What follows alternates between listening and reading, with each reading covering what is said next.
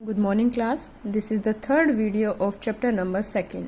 In last videos, I have discussed about the chemical classification of matter. I also discussed about element, compound, mixtures and the basic differences between these three. Okay.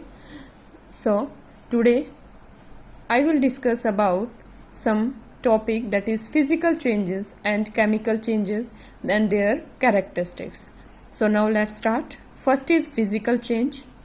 What is physical change? The changes in which no new substance are formed and these changes can be easily reversed by reversing the conditions.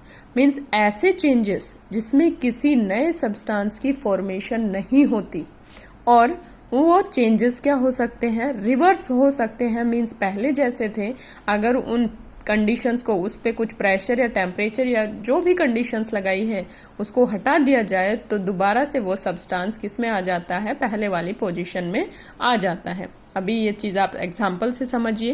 पहले इसकी characteristics बता देती हूँ.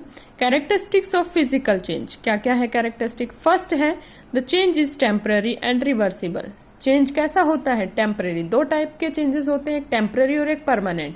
Temporary ऐसा होता है जब तक उस पर कंडीशन लगी है वो चेंज होता रहेगा, जैसे ही कंडीशन हटाई वो दोबारा से अपनी ओरिजिनल स्टेट में आ जाता है. एक परमानेंट होता है कि एक बार कंडीशन लगाई, वो सब्सटेंस नए सब्सटेंस में बदल गया, उसको जब हम कंडीशन हटाएंगे तो वो दोबारा से वापस उस स्टेट में नहीं आएगा, तो वो चेंज होता है परमानेंट. तो यहाँ पे फिजिकल जो चेंज होता है वो होता है टेम्पररी और रिवर्सिबल. मीन्स रिवर्स हो सकता है. टेम्पररी है तभी तो रिवर्सिबल है, अगर परमानेंट होता तो वो इरिवर्सिबल, वो चेंज नहीं होता, उसी स्टेट में, ओरिजिनल स्टेट में नहीं आता. Next characteristic, no new substance is formed. Means इसमें किसमें, फिजिकल चेंज में कोई न्यू सब्सटेंस की फॉर्मेशन नहीं होती. No net energy change is involve. कोई एनर्जी का चेंजमेंट उसमें नहीं होता, किसमें, फिजिकल चेंज में. नेक्स्ट है mass of the substance undergoing a physical change remains the same. Means जो कोई भी सब्सटेंस अगर वो फिजिकल चेंज उसमें हो रहा है तो जितना मास पहले है फिजिकल चेंज होने के बाद भी उसका मास उतना ही रहेगा. मीन्स मास में कोई चेंजमेंट नहीं होगा. एग्जाम्पल से समझिए कि फिजिकल चेंज के एग्जाम्पल क्या है. फर्स्ट है डिजोल्विंग कॉमन सोल्ट और शुगर इन वाटर. मीन्स आपने कॉमन सोल्ट या शुगर को मिक्स किया और किसमें किया, वाटर में. अब मिक्स किया है तो पहले भी वो वाटर था और बाद में भी वो क्या है, वाटर है, बस उसके टेस्ट में डिफरेंट हो गया. अब जब हम उसको, जैसे सी में क्या होता है, वाटर और सोल्ट होता है, उसको इवापोरेशन करके हम सोल्ट को अलग कर देते हैं, वाटर को अलग कर देते हैं. मीन्स बाद में भी हमें वाटर क्या हो जाता है, मिल जाता है. तो वहां पे क्या हुआ, और वहां पे अमाउंट का फर्क होता है कि जैसे सोल्ट और शुगर जो मिला है वो उसमें मिक्स हो जाए. ऐसा तो नहीं कि उसका अमाउंट बढ़े, 2 लीटर किया तो बाद में मिक्स होने के बाद वो 3 लीटर वाटर हो जाता है. नहीं, ऐसा नहीं होता. वो उनमें स्पेस ऑक्यूपाई कर लेता है. वाटर के मॉलिक्यूल्स के बीच में जो स्पेस होता है, सोल्ट और शुगर मिक्स करते हैं तो वो उनके स्पेस में आ जाता है. उसकी वॉल्यूम पे कोई फर्क नहीं पड़ता. नेक्स्ट है glowing of an electric bulb. Glowing क्या होता है, फिजिकल चेंज होता है. कैसे, अब ग्लो करते हैं हम, जैसे लाइट ऑन करते हैं तो बल्ब ग्लो हो जाता है, ऑफ करते हैं तो क्या हो जाता है, लाइट, स्विच को ऑफ करते हैं तो लाइट ऑफ हो जाती है. मीन्स जब तक हम इलेक्ट्रिसिटी पास की तब तक तो वो ग्लो हो रहे हैं. इलेक्ट्रिसिटी मीन्स कंडीशन हटाई इलेक्ट्रिसिटी वाली तो वो दोबारा से अपनी ऑफ पोजीशन में आ जाता है. इसलिए ग्लोइंग ऑफ इलेक्ट्रिक बल्ब भी क्या है, आपका फिजिकल चेंज. नेक्स्ट है बॉइलिंग ऑफ वाटर. अब जब तक उसको बॉईल करते रहे, मीन्स गैस ऑन रहा तब तक वो बॉईल होता रहा, गैस ऑफ किया तो दोबारा से वो ठंडा पानी हो जाता है. मीन्स कोई मास में चेंजमेंट हुआ नहीं, ऐसा कुछ नहीं है. अब नेक्स्ट है मेल्टिंग ऑफ वैक्स. वैक्स क्या होता है, मोम.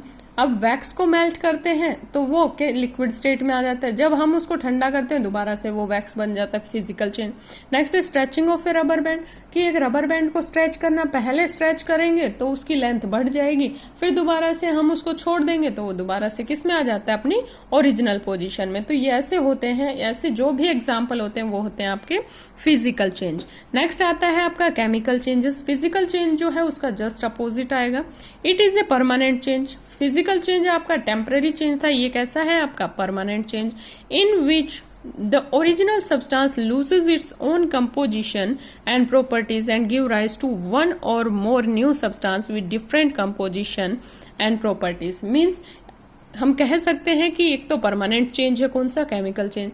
दूसरा, इसमें नए सब्सटेंस की क्या होती है, फॉर्मेशन होती है, ठीक है। और जो प्रॉपर्टीज चेंज से पहले होती है और चेंज के बाद, दोनों प्रॉपर्टीज में बहुत डिफरेंस होता है। कैरेक्टरिस्टिक्स देखिए पहले कि फिजिकल चेंज की कैरेक्टरिस्टिक्स क्या है। फर्स्ट कैरेक्टरिस्टिक्स है it is a permanent change, ठीक है, एंड इरिवर्सिबल। परमानेंट चेंज है तो ये कैसा है, इरिवर्सिबल चेंज। नेक्स्ट है वन और more new substances are formed, एक या एक से ज्यादा इसमें किसकी फॉर्मेशन होती है, न्यू सब्सटेंस की। फिजिकल चेंज में नहीं होती, लेकिन केमिकल चेंज में न्यू सब्सटेंस की फॉर्मेशन होती है। नेक्स्ट आता है वन और more new substances are formed. Next है the mass of the substance undergoing a chemical change get completely change. Means इसमें क्या होता है कि इसमें मास चेंज से पहले और चेंज के बाद दोनों के मास में क्या होता है, डिफरेंस होता है। नेक्स्ट है energy change is generally involve in A chemical change. Chemical change में एनर्जी चेंजमेंट इन्वॉल्व होती है, एनर्जी का चेंजमेंट होता है। नेक्स्ट है एग्जाम्पल्स। एग्जाम्पल्स देखिए, डाइजेशन ऑफ फूड, फूड का डाइजेशन होता है, पहले हम फूड लेते हैं फिर वो एनर्जी में कन्वर्ट हो जाए। क्या आप एनर्जी को दोबारा फूड में कन्वर्ट कर सकते हैं, नो। नेक्स्ट आता है ग्रोथ ऑफ प्लांट, प्लांट की ग्रोथ की, पहले प्लांट बड़ा हो जाए तो ग्रोथ होती है, क्या हम वापस से उसको छोटा प्लांट बना सकते हैं, नहीं।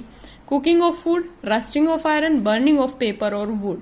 इसमें बर्न होने के बाद पेपर और वुड किस में कन्वर्ट हो जाता है, ऐश, राख में। क्या दोबारा से राख से आप पेपर या वुड बना सकते हो, नहीं।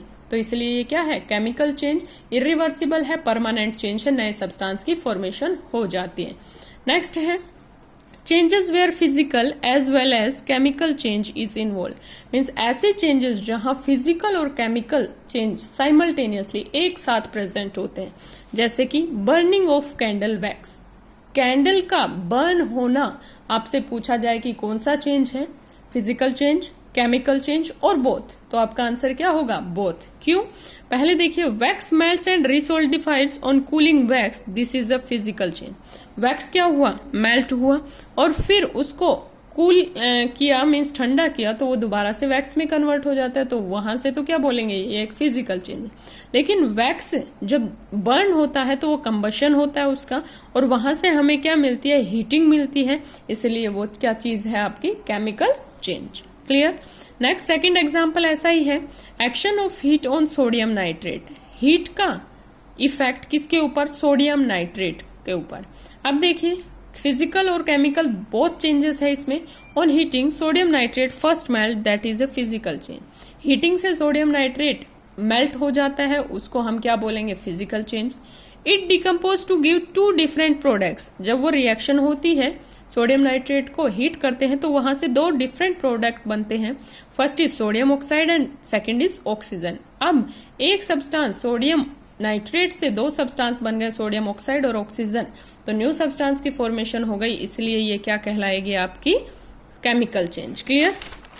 Next is solution. सॉल्यूशन क्या है आपका, नेक्स्ट टॉपिक है अपना, फिजिकल और केमिकल कंप्लीट हो चुका है, नेक्स्ट टॉपिक है सॉल्यूशन।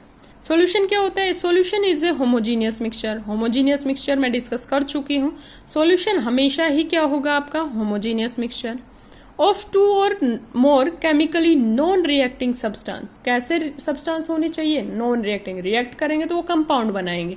और होमोजीनियस मिक्सचर जहां पे दो या दो से ज्यादा नॉन रिएक्टिंग मतलब क्या हो जाते हैं, सब्सटेंस मिक्स हो जाते हैं और उनकी कंपोजिशन क्या होती है, उस composition can be varied with in limit. और लिमिट्स के अंदर मीन्स उसमें ऐसा है कि ज्यादा अमाउंट में नहीं, जितना उसमें ऐड हो सकता है उतनी ही लिमिट में हम उसमें कुछ चीजें ऐड कर सकते हैं, वही सॉल्यूशन, वही क्या कहलाता है आपका सॉल्यूशन।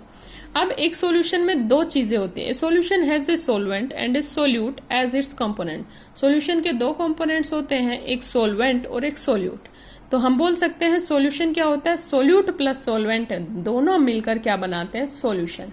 अब सोल्यूट और सॉल्वेंट क्या होता है, पहले देखिए solvent, the component of the solution that dissolves the other component in it most often present in the larger amount is known as solvent. Means वो कंपोनेंट जिसमें सोल्यूट घुल जाता है, डिसॉल्व हो जाता है, और हम दूसरे लैंग्वेज में कह सकते हैं कि जो सॉल्यूशन में ज्यादा अमाउंट में प्रेजेंट होता है, तो उसको क्या बोलते हैं हम, सॉल्वेंट। मैं एग्जांपल ले लूं आपका शुगर प्लस वाटर का। मैंने वाटर में शुगर को मिक्स कर दिया, तो अब शुगर हम क्या लेते हैं, कम लेते हैं, और वाटर की क्वांटिटी ज्यादा लेते हैं। तो अब शुगर जो कम अमाउंट में होता है वो तो होता है सोल्यूट, और ज्यादा अमाउंट में होता है सोलवेंट। अब सोलवेंट क्या हुआ, वाटर। अब वाटर में सोल्यूट मिक्स होगा, मीन्स शुगर मिक्स होगी, तो जो हम कह सकते हैं इजी लैंग्वेज में कि जो कम अमाउंट में प्रेजेंट होता है वो होगा सोल्यूट, और जो ज्यादा अमाउंट में होगा वो सोलवेंट। सोल्यूट देखिए, the component of the solution that is dissolved in the solvent generally present in the smaller amount is called solute। तो वो क्या होगा आपका solute। For example when sugar is dissolved in water, जब sugar को dissolve करते हैं water में to prepare sugar solution, sugar solution बनाने के लिए, तो क्या होगा, शुगर प्लस वाटर मिक्स करते हैं और सोल्यूशन ऑफ शुगर बन जाता है।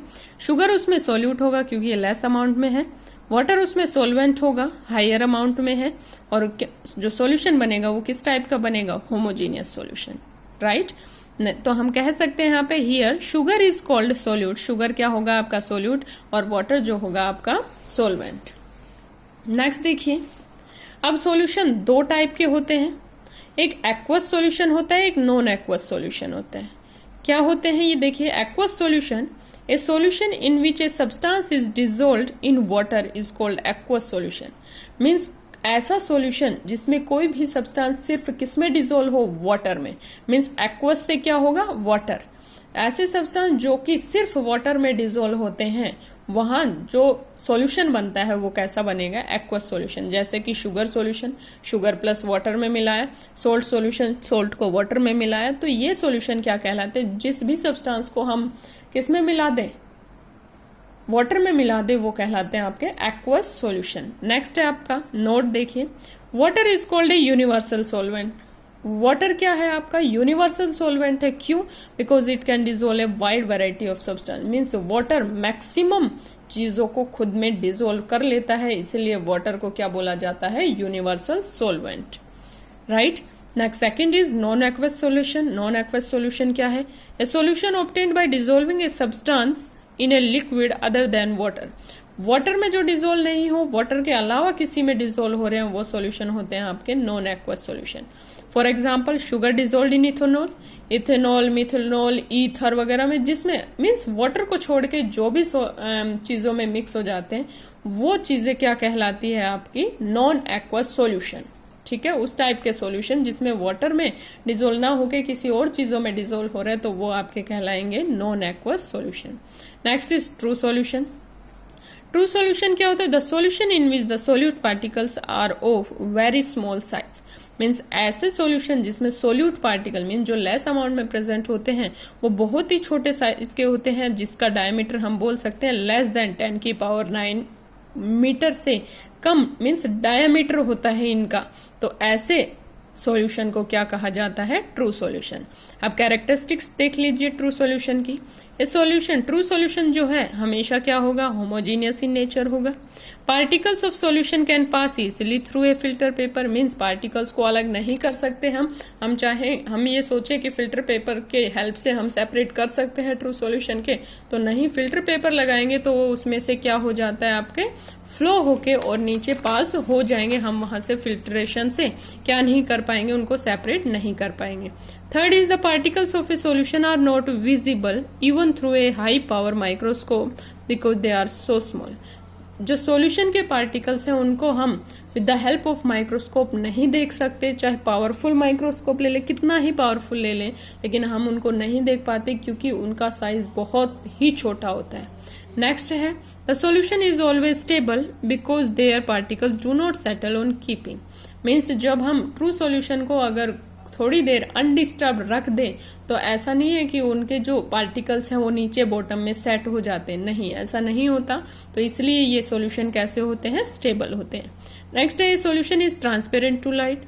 सॉल्यूशन कैसा होता है, हमेशा ट्रांसपेरेंट होता है। मीन्स लाइट, जैसे एक तो ओपेक होता है जिसमें लाइट पास नहीं होती, एक ट्रांसपेरेंट मीन्स जिसके हम उसके थ्रू हम देख सकते हैं। जैसे एक ग्लास होता है, जो कांच का ग्लास होता है उसमें हम क्या देख सकते हैं, आमने हम किसी भी साइड से हम देखें दूसरी साइड हमें दिखता है, तो सेम ऐसा।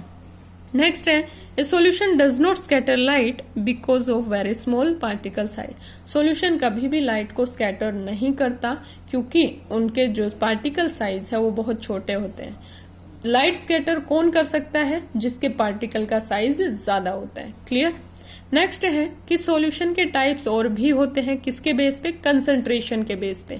मीन्स सोल्यूट जो है वो कितने अमाउंट में मिक्स हो रखा है उसके बेस पे सॉल्यूशन 3 टाइप्स के होते हैं। फर्स्ट है saturated solution, second unsaturated and third last is super saturated solution.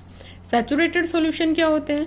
The solution in which no more solute can be dissolved at a particular temperature and pressure is called a saturated solution. ऐसा solution जिसमें कि किसी fix temperature या pressure पे और ज्यादा solute ना मिलाया जा सके, मीन्स जहां सोल्यूट मिक्स होना बंद कर दे, वो सॉल्यूशन कहलाता है आपका saturated solution.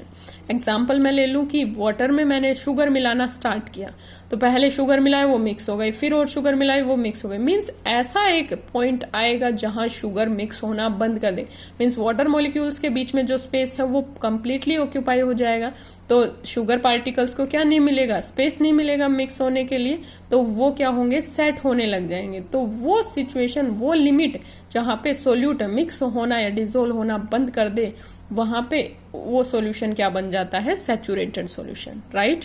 Next is unsaturated solution. The solution in which more quantity of solute can be dissolved at a particular temperature. ऐसा सॉल्यूशन जिसमें कि और ज्यादा अमाउंट सोल्यूट का हम डिसॉल्व कर सके किसी भी टेम्परेचर, एक पर्टिकुलर टेम्परेचर और प्रेशर के ऊपर, तो वो कहलाता है unsaturated solution. Next last is super saturated solution. क्या होता है? The solution which contains more dissolved solute than required for preparing a saturated solution is called a super saturated solution. Means saturated solution में हम और ज्यादा solute add कर सकें, और वो कैसे होगा? कि हम उसको हीट कर दें। अब है कि शुगर मैंने मिला दिया, मैंने उसको क्या बना दिया? सैचुरेटेड सॉल्यूशन बना दिया। तो मैं हीटिंग से उसका क्या स्पेस और उसमें क्या कर सकती हूँ कि फ्रीली और स्पेस हो सकता है जब मैं उसको हीट कर दूं, किसको? सैचुरेटेड सॉल्यूशन को, और फिर और ज्यादा सोल्यूट उसमें मिक्स हो सकता है, तब वहां वो सॉल्यूशन कैसा बन जाएगा? Super saturated solution. ठीक है। अब यहाँ पे एक क्वेश्चन है कि how can a super saturated solution be prepare, कि सुपर सैचुरेटेड सॉल्यूशन कैसे प्रिपेयर हो सकता है?